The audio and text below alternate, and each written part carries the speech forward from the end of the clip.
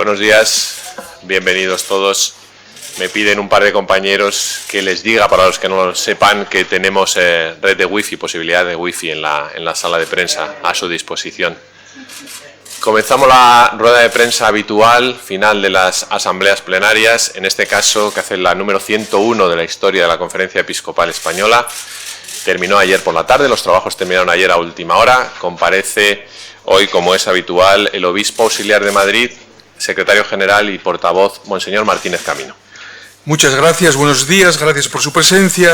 Efectivamente, los obispos, miembros de la Conferencia Episcopal Española, han celebrado desde el día 15 hasta ayer mismo la 101ª Asamblea Plenaria de la Conferencia Episcopal, en la que se ha aprobado, entre otras cosas, un nuevo catecismo y un mensaje de la plenaria con motivo de la beatificación del Año de la Fe que tendrá lugar en Tarragona el domingo 13 de octubre de este año.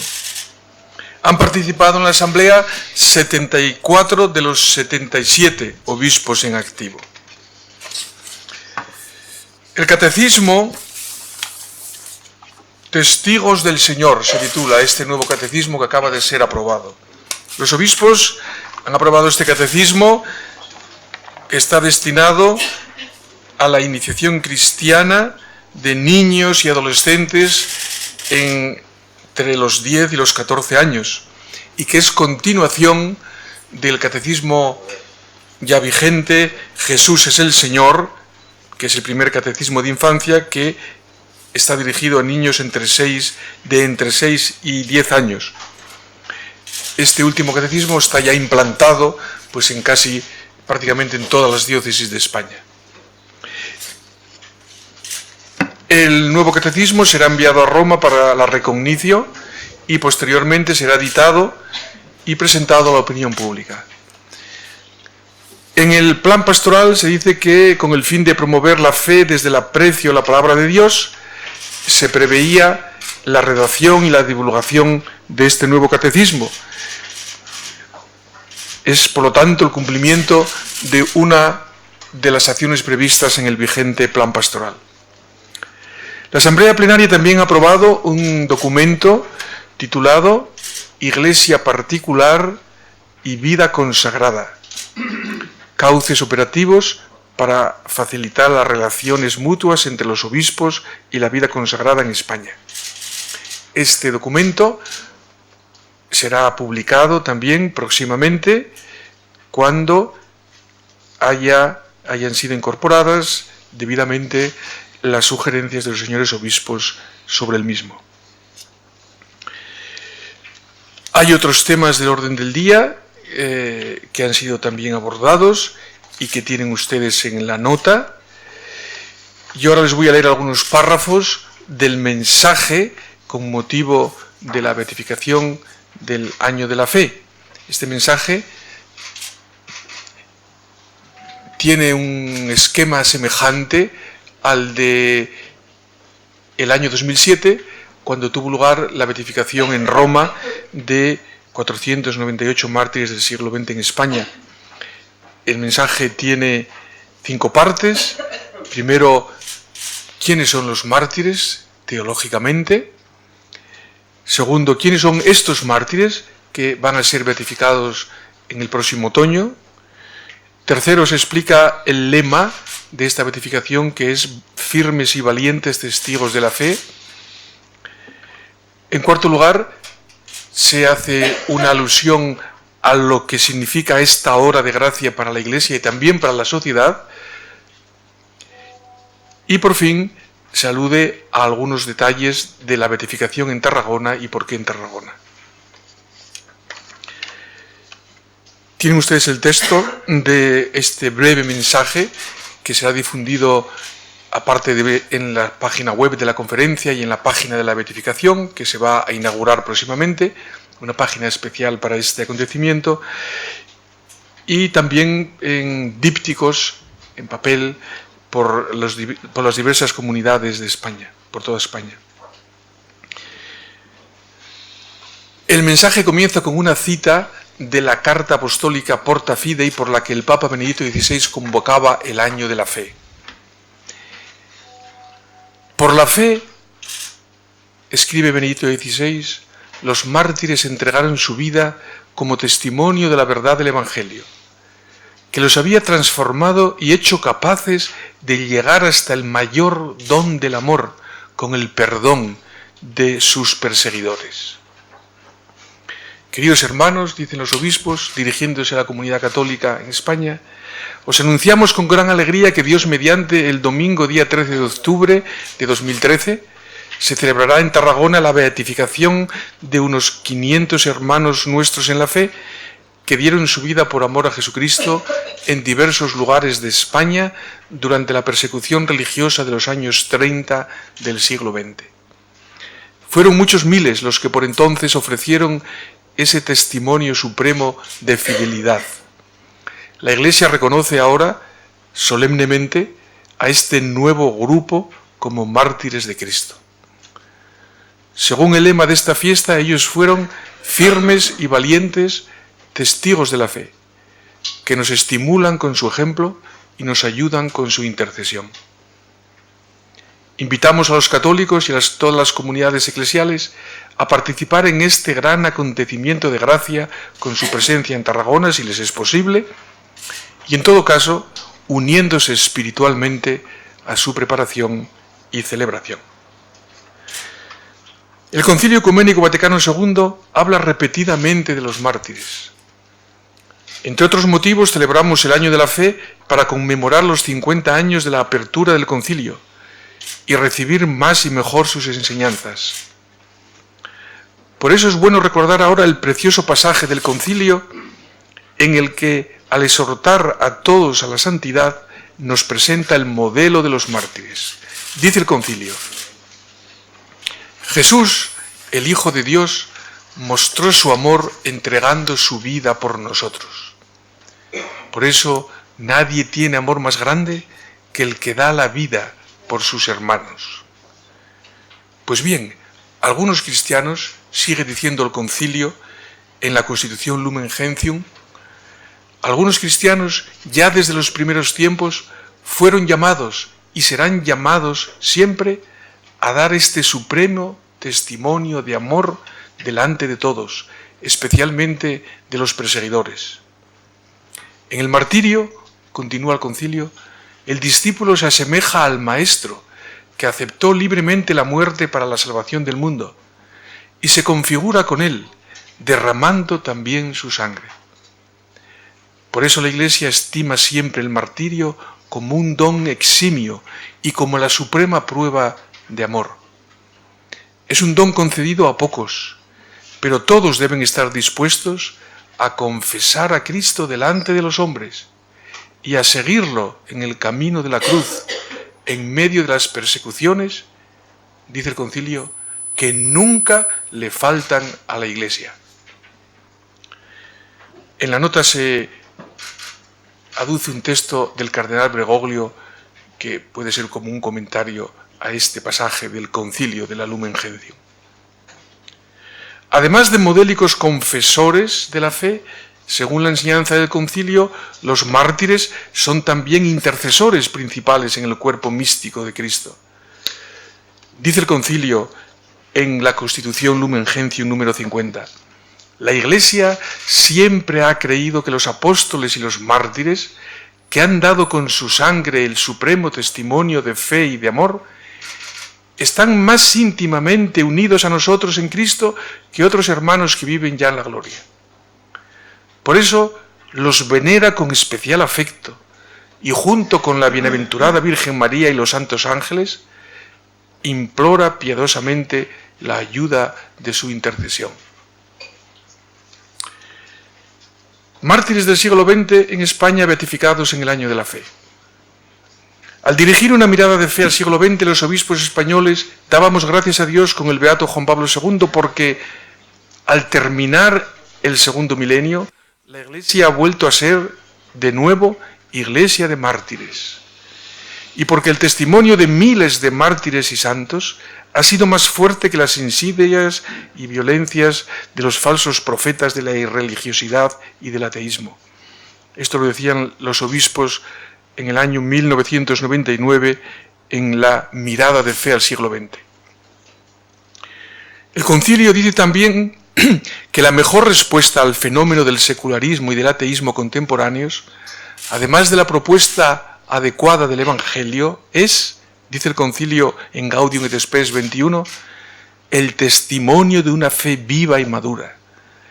Numerosos mártires dieron y dan un testimonio preclaro de esta fe, dice el concilio. El siglo XX ha sido llamado con razón el siglo de los mártires. La Iglesia que peregrina en España ha sido agraciada con un gran número de estos testigos privilegiados del Señor y de su Evangelio.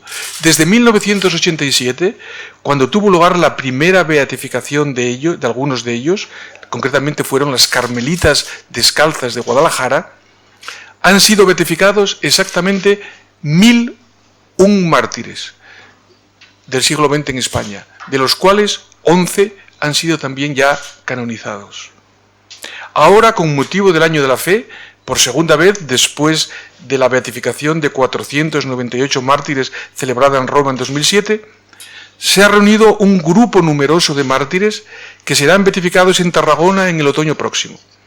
El Santo Padre ha firmado ya los decretos de beatificación de 3 obispos: los siervos de Dios, Salvio Wix de Lérida, Manuel Basulto de Jaén y Manuel Borrás de Tarragona.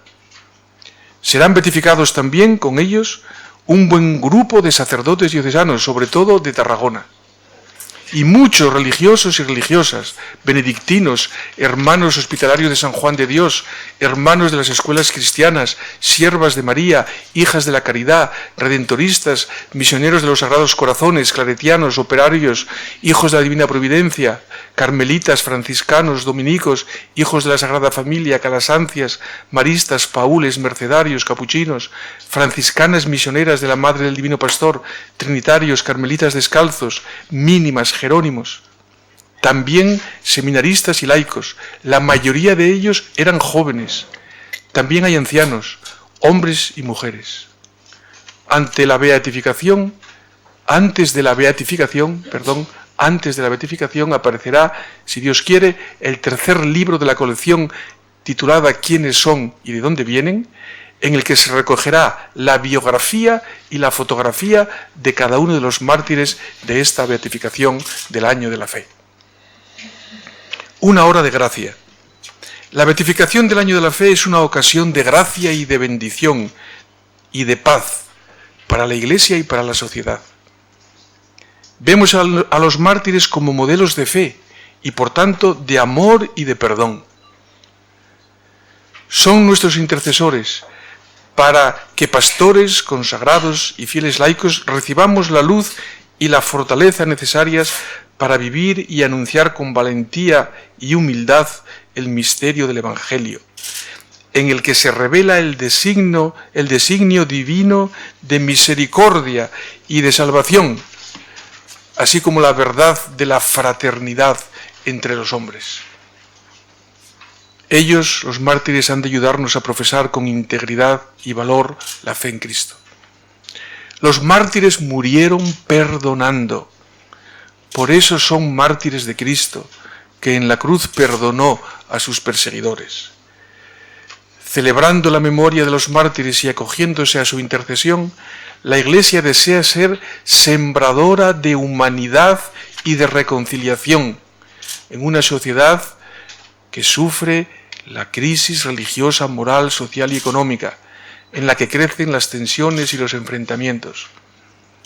Los mártires invitan a la conversión, es decir, a apartarse de los ídolos de la ambición egoísta y de la codicia que corrompen la vida de las personas y de los pueblos, e invitan a acercarse a la libertad espiritual que permite querer el bien común y la justicia, a una costa de su aparente inutilidad material inmediata. No hay mayor libertad espiritual que la de quien perdona a los que le quitan la vida. Es una libertad que brota de la esperanza de la gloria. Quien espera la vida eterna, porque ya goza de ella por adelantado en la fe y en los sacramentos, nunca se cansa de volver a empezar en los caminos de la propia historia. La beatificación en Tarragona. En Tarragona se conserva la tradición de los primeros mártires hispanos. Allí, en el anfiteatro romano, cuyas ruinas todavía existen, en el año 259 dieron su vida por Cristo el obispo San Fructuoso y sus diáconos San Eulogio y San Augurio. San Agustín se refiere con admiración al martirio de estos santos. El obispo Manuel Borrás, auxiliar de la sede tarraconense, junto con varias decenas de sacerdotes de aquella diócesis, vuelven a hacer de la iglesia tarraconense en el siglo XX una iglesia preclara por la sangre de sus mártires. Por estos motivos, la Conferencia Episcopal ha acogido la petición del señor arzobispo de Tarragona para que la beatificación del numeroso grupo de mártires de toda España, prevista casi como conclusión del Año de la Fe, se celebre en Tarragona. Terminan los obispos diciendo: exhortamos a cada uno y a las comunidades eclesiales a participar desde ahora espiritualmente en la beatificación del Año de la Fe. Invitamos a quienes puedan a acudir a Tarragona para celebrar con hermanos de toda España este acontecimiento de gracia. Oremos por los frutos de la beatificación que con la ayuda divina y la intercesión de la Santísima Virgen auguramos abundantes para todos.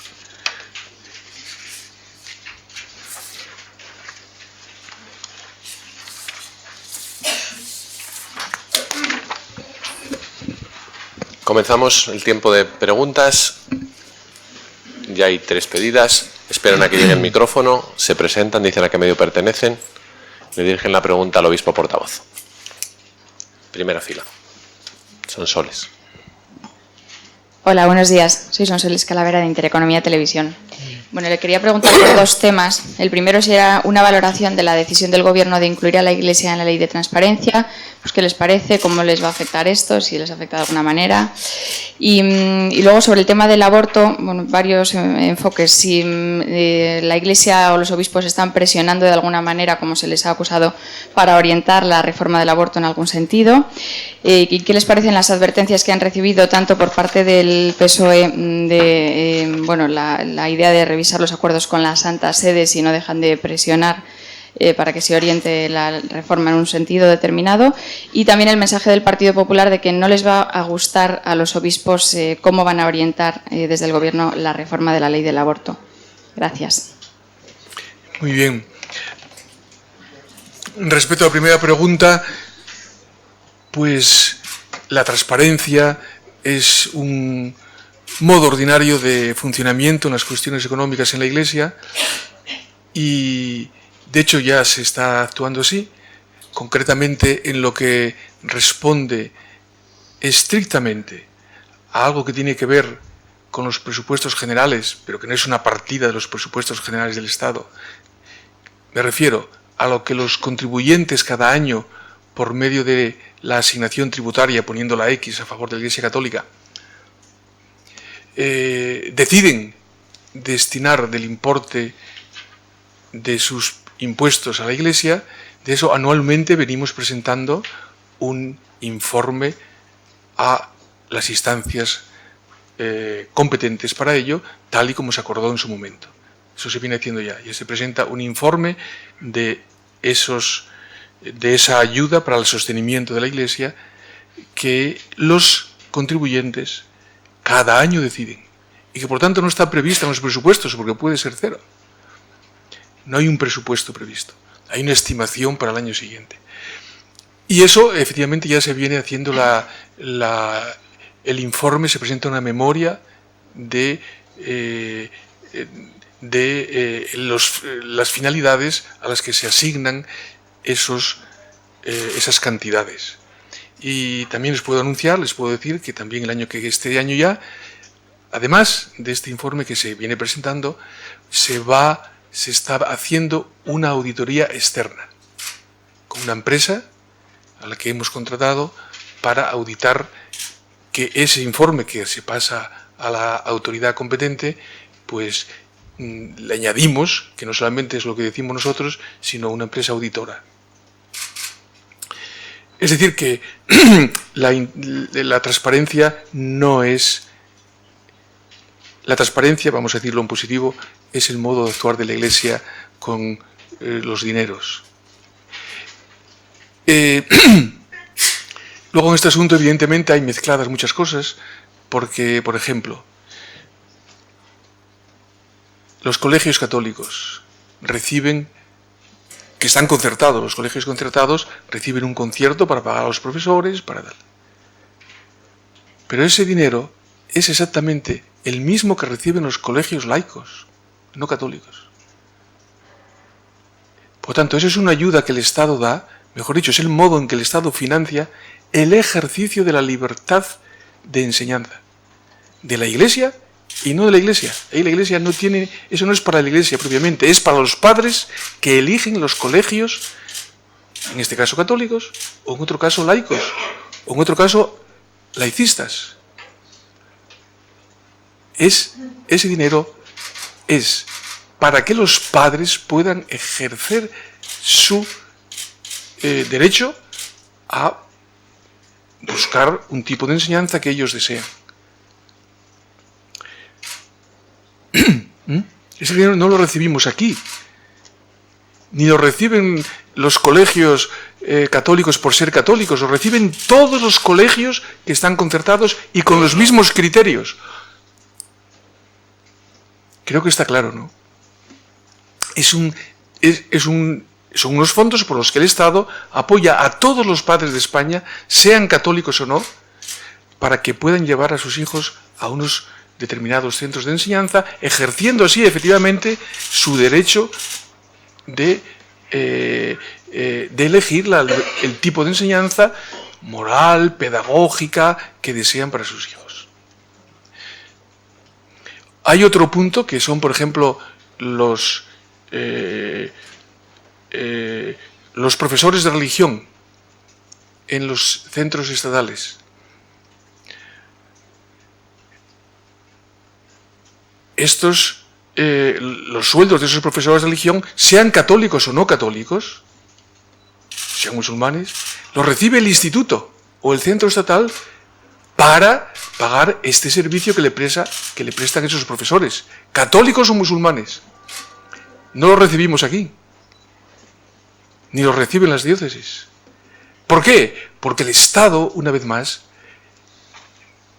que en muchas cosas funciona estupendamente el Estado, nuestro Estado de derecho, quiere apoyar el ejercicio que tienen los padres que no pueden llevar a sus hijos a un centro católico, pero quieren que en una escuela del Estado tengan la mínima formación religiosa y moral, que esos padres que no pueden llevar a sus hijos a un colegio católico, en el instituto o en el colegio tengan un profesor de religión católica, o musulmana, o protestante.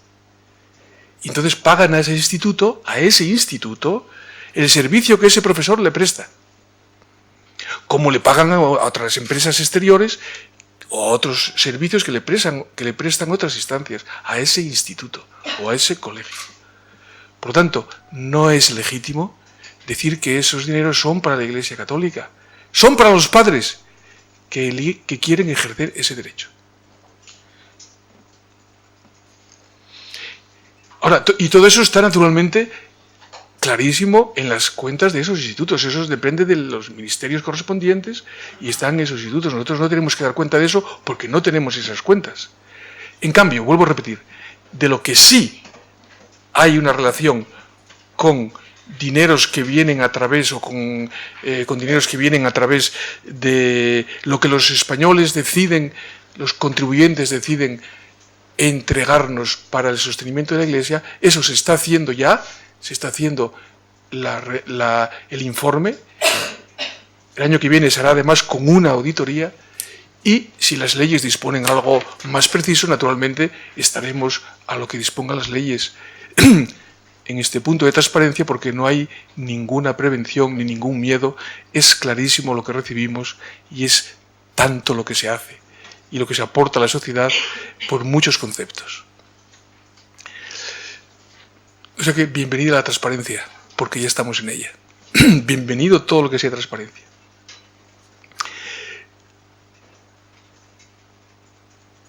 Dijo usted, preguntó usted muchas cosas. La siguiente era también sobre presiones. Vamos a ver. En lo que respecta a los derechos fundamentales sobre los que la doctrina moral y la doctrina social de la Iglesia tiene unas concepciones claras, la Iglesia tiene la obligación de proponerlas reiteradamente cuando es oportuno. No tiene medios para imponerlas. La Iglesia propone su doctrina moral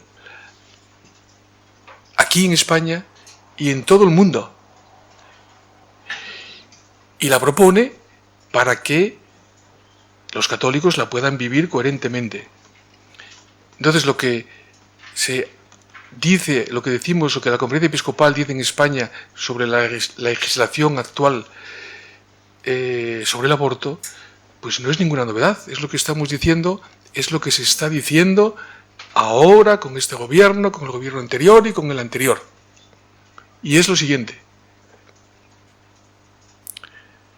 una sociedad civilizada no puede asistir con tranquilidad de conciencia a la eliminación de la vida de un solo ser humano inocente tutelada por la ley.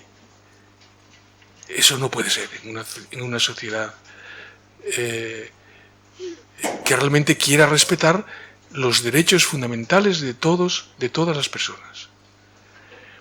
Entonces es necesaria una revisión de la legislación actual a este respecto para que sean protegidos adecuadamente los derechos fundamentales de todos. De todos. Por supuesto, de los que van a nacer no se pueden defender, y no por tener solo unos días dejan de estar asistidos por el derecho a la vida. Donde hay un ser humano hay un derecho a la vida. Es verdad que luego hay conflictos con los derechos de otros, y esos conflictos con los derechos de otros tienen que ser regulados de manera justa. Y nuestras leyes actuales no los regulan de manera justa. Eso es lo que dice la Iglesia. Con este gobierno, con el anterior y con el precedente. Y estamos en un momento bueno porque hay una conciencia social cada vez mayor acerca de esta realidad. Es decir, se deben tutelar los derechos de todos. Por supuesto de las madres. Y de las mujeres que quieren ser madre, en primer lugar de ellas. Pero sin dejar de lado también el derecho de los que van a nacer. Tienen ya un derecho los que van a nacer, y el Estado lo debe tutelar adecuadamente, sin minusvalorar, sin posponer y sin dejar la tutela adecuada de los derechos de todos, del padre, de la madre, de los hermanos, de todos, de los agentes de la sanidad, de los agentes sanitarios, etc. Entonces, esto no es ninguna presión, sino que es la proclamación de las implicaciones de la fe y de la moral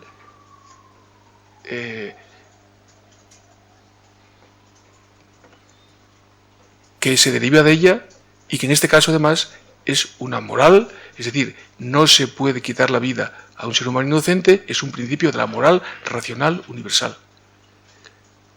No es algo que dependa solo de la fe católica. No puedes matar a un ser humano inocente, es un principio de moral racional universal, que con la fe tenemos más fuerza y más elementos para poder verla, pero que es un principio que se puede hablar con cualquier fe y que es en principio compartible por creyentes y no creyentes. No quites la vida a un ser humano inocente.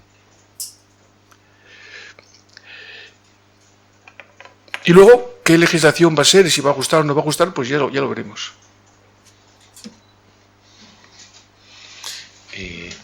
Laura y Jesús. El tema de los acuerdos, mire, nosotros no tenemos ninguna notificación de nada, de nadie, oficial, por la prensa, se dicen cosas, son pronunciamientos políticos que tienen su contexto en el debate político. Buenos días. Quería insistir en el tema de la ley de transparencia. No sé si quería preguntarles si han tenido algunos contactos con el Gobierno sobre este tema, por el hecho de que podría estar incluida la Iglesia en esa ley, ¿no? Y luego, más concretamente sobre el tema del aborto también, se ha dicho, o dijo ayer, el lunes Gallardón, que no se va a permitir el aborto eugenésico y que bueno, se va a sustituir el sistema de plazos por otro de indicaciones. No sé si nos podría concretar un poco más, ya a la luz de estos primeros datos, pues cuál es su valoración.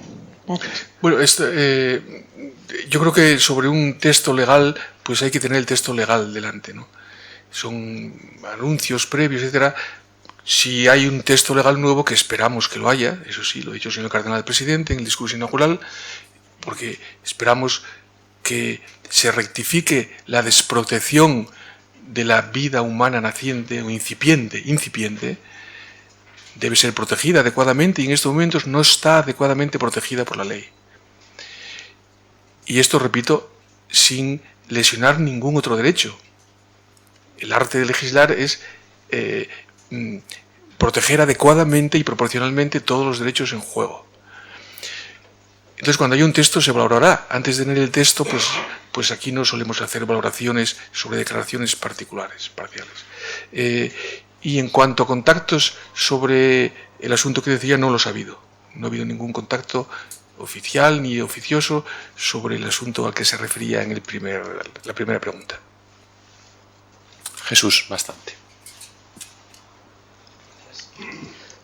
Sí, buenos días. Con respecto a lo de la ley de transparencia, a mí se me sugiere que más allá de que se haga una auditoría externa y se dé un informe a los organismos que corresponda para justificar a dónde va ese dinero, lo que se está pidiendo, y una de las razones de esta ley es que la ciudadanía conozca fehacientemente hacia dónde va el dinero y en qué se gasta, y no solo el tema del IRPF, sino otro tipo de impuestos, tasas, que también son públicas y que también tienen que ver con el dinero que bien se aporta o bien se detrae estoy hablando del IBI, estoy hablando de impuestos de basuras, estoy hablando de garajes, de temas así. Que me consta que en muchas diócesis eso se está trabajando bien, pero sí es cierto que la opinión pública no tiene ni la más remota idea de qué sucede en el caso de las instituciones eclesiásticas.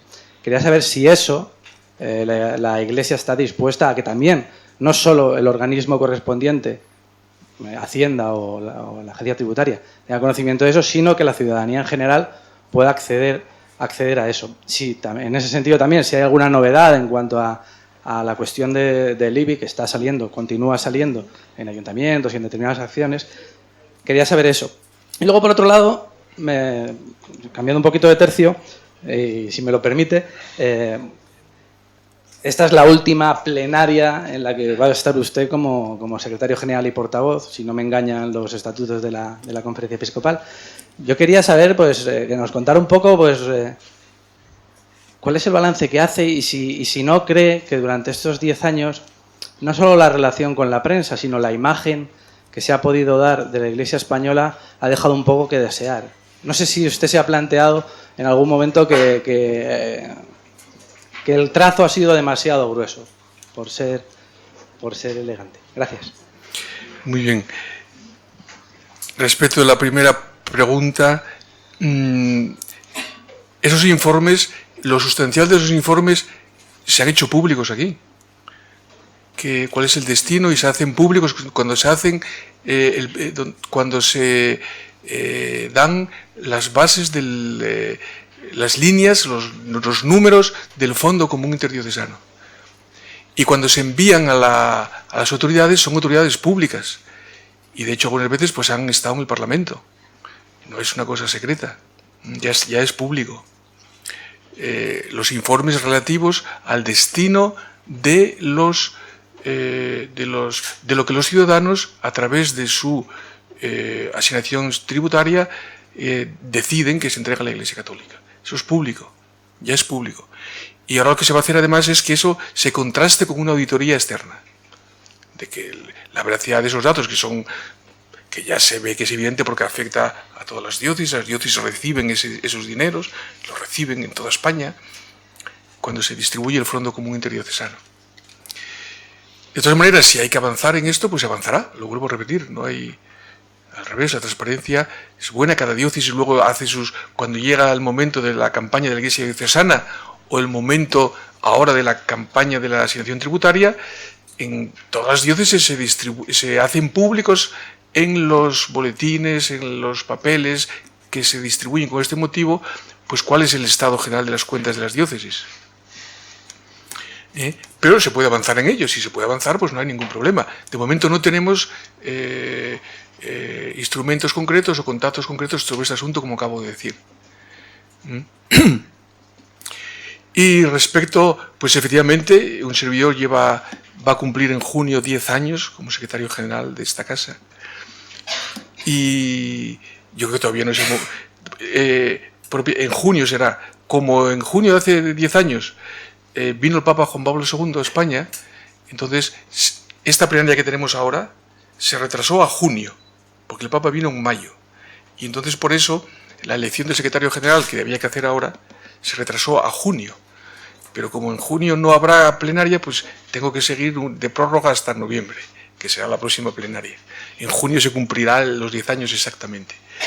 Y estos 10 años, bueno, cuando se cumplan, y en noviembre, yo ya haré un balance, tengo un balance personal, y haré un balance de cómo han ido las cosas, a unos ha gustado más, a otros ha gustado menos, ha habido distintas, usted tiene una percepción, otros tendrán otra, y así es el pluralismo. Y nosotros hemos hecho lo mejor posible que hemos podido hacer, y tal vez hagamos algún balance más preciso en su momento. Yo sí puedo decir ya aquí, aunque no es un momento todavía, que agradezco a mis hermanos que durante 10 años me hayan pedido seguir en este puesto, que ya es paciencia, evidentemente, para ellos y para todos, pero pues así ha sido y hemos hecho las cosas lo mejor posible.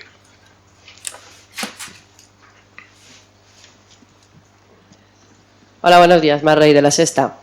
También relacionado con el tema del aborto, quería preguntarle sus impresiones a las declaraciones del obispo Reis Pla, en donde dice que es una conjura de los poderosos para que se reduzca la población mundial. No sé usted qué tiene que decir al respecto. Bueno, en esto son unas declaraciones de un hermano en el episcopado que ya sabe que nunca las hacemos aquí, valoraciones sobre lo que... Y no quiere decir que no esté de acuerdo ni en desacuerdo. No me digan que... no digo que no esté en acuerdo ni en desacuerdo, es una declaración concreta y pues aquí no las valoramos, evidentemente. No quiere decir que esté ni en acuerdo ni en desacuerdo, sino que no es nuestra misión aquí juzgar las declaraciones de los obispos. José Manuel Vidal y luego José María. José Manuel. Sí, buenos días, monseñor. Quería saber dos cosas. Una, ¿qué quórum obtuvo el documento sobre la vida religiosa? Si se puede saber, más o menos. ¿Qué quórum o qué votos tuvo? ¿Qué votos? ¿Qué número de votos obtuvo el documento que se aprobó? ¿Cuántos votos a favor, votos en contra y abstenciones, si se puede saber eso? Y la segunda cuestión es, ¿qué clave interpretativa hay que utilizar para juzgar dos hechos muy recientes? A su juicio, claro. Un hecho es que el Santo Padre recibe hace unos días al presidente Rajoy y en cambio el presidente Rajoy lleva más de un año y varios meses sin recibir al presidente de la Conferencia Episcopal Española. No tengo aquí los datos exactos, pero como casi todos estos documentos ordinarios, lo que se exige para aprobar un documento en la plenaria, un documento ordinario, es 2/3. Ningún documento se aprueba por menos de 2/3 de los que están presentes. Suponiendo que los que están presentes lleguen a un umbral mínimo, porque si están 2 presentes no se puede votar. Pero fue aprobado por más de 2/3. Aquí normalmente se hacen las cosas tendencialmente casi por unanimidad. Otros documentos, por ejemplo el Catecismo Jesús el Señor, fue aprobado, porque el Catecismo es un texto doctrinal, un texto catequético que los obispos pueden imponer como obligatorio en sus diócesis y que tiene la recognicio de la Santa Sede. Ese texto necesita, para poder ser aprobado, 2/3 de todos los miembros de pleno derecho de la Conferencia Episcopal, aunque no estén aquí. Es decir, en este momento los miembros de la Conferencia Episcopal son 77 y, por tanto, para aprobar el catecismo se necesitan 52 votos.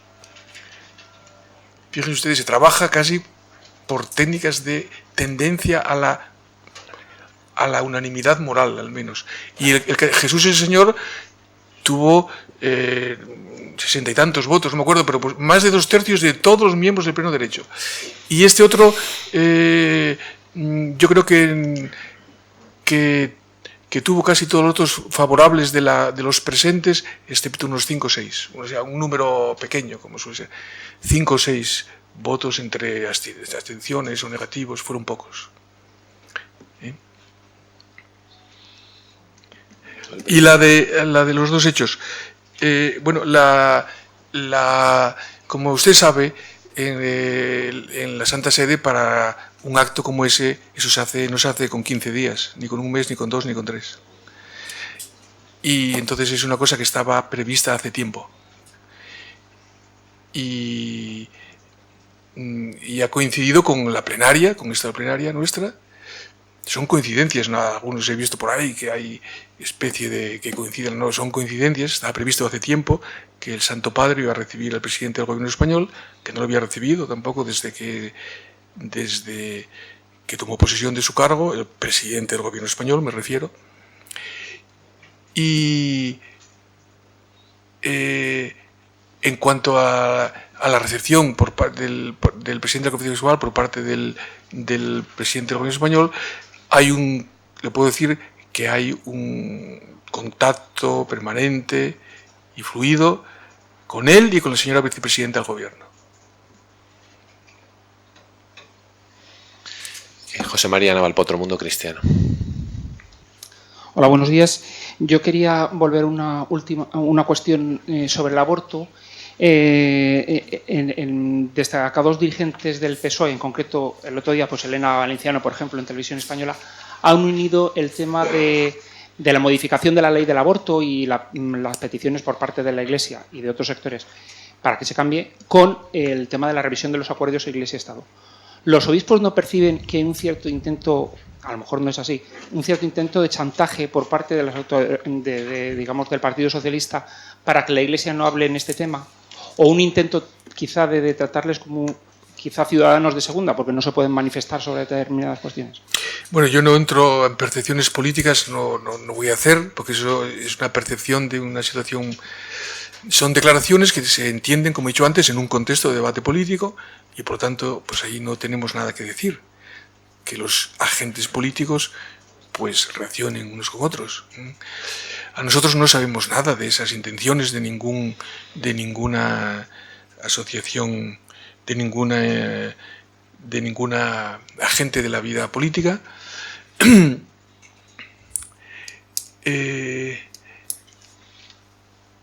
Nosotros lo que sí queremos resaltar otra vez más, ya lo he dicho al principio, es que la Iglesia no actúa como un actor político en el campo de la política estrictamente dicha. Habla de cuestiones que tienen implicaciones políticas, eso sí. Y yo creo que nadie va a negar ese derecho a la Iglesia, como no se lo niega a ningún actor de la vida social. La Iglesia es un actor de la vida social y con cierta relevancia en España. Entonces, todos los actores de la vida social tienen un derecho de expresarse. Todos. Entonces, nosotros no pensamos que haya ningún partido político ni ningún dirigente político que le piense negar ese derecho a la Iglesia. No lo pensamos, ni lo hemos oído así directamente.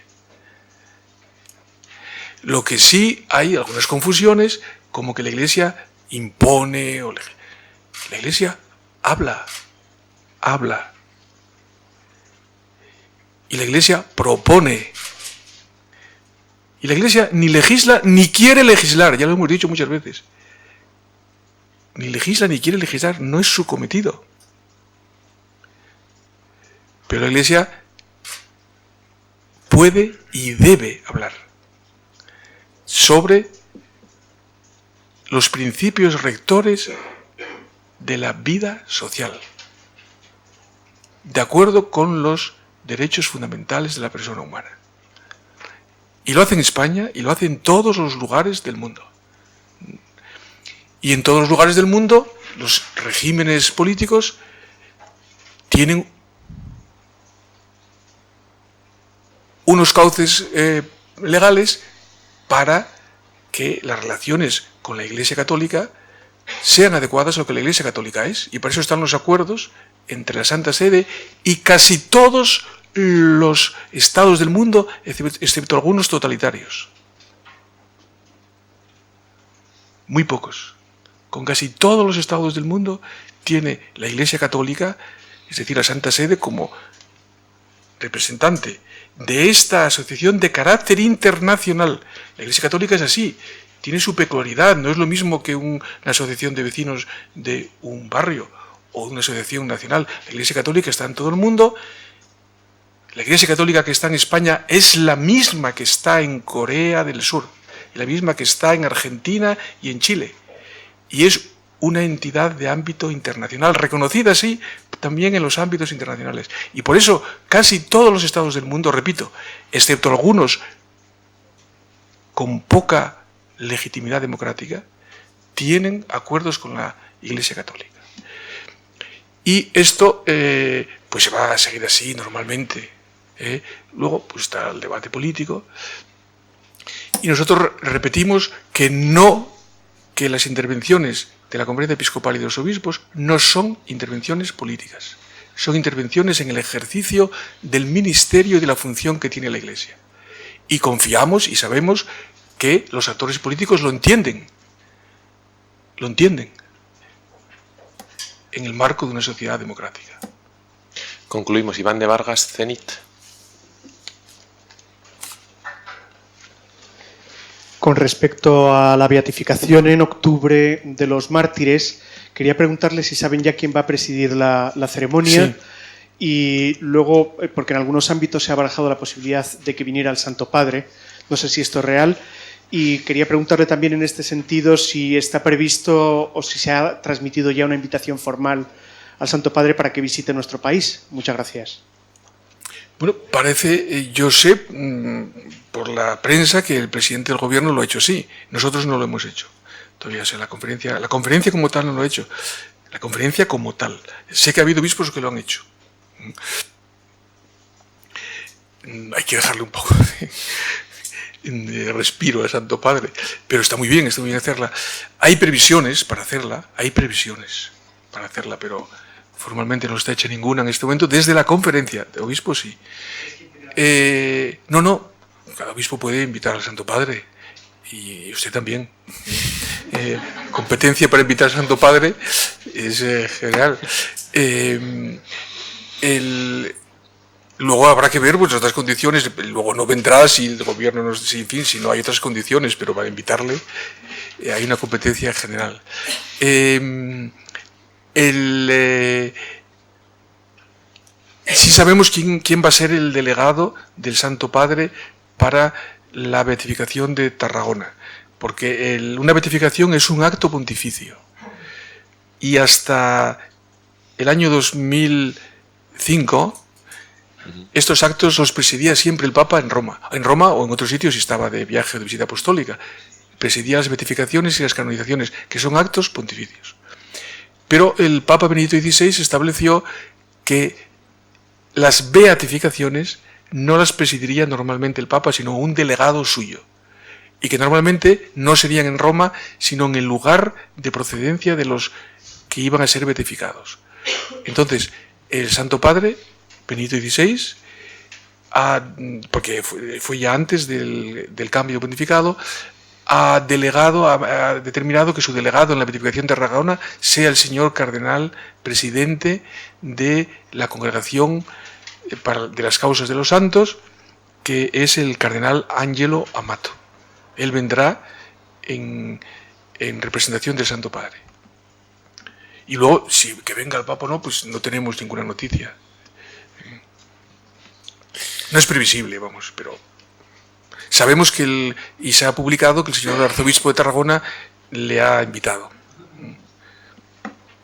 Muy bien, en la próxima semana les enviaremos precisamente sobre la beatificación una nota con la página web que se pondrá en marcha, Beatificación 2013, y donde a partir de ahora podrán seguir todas las novedades de esta beatificación del Año de la Fe. Muchas gracias, buenos días a todos.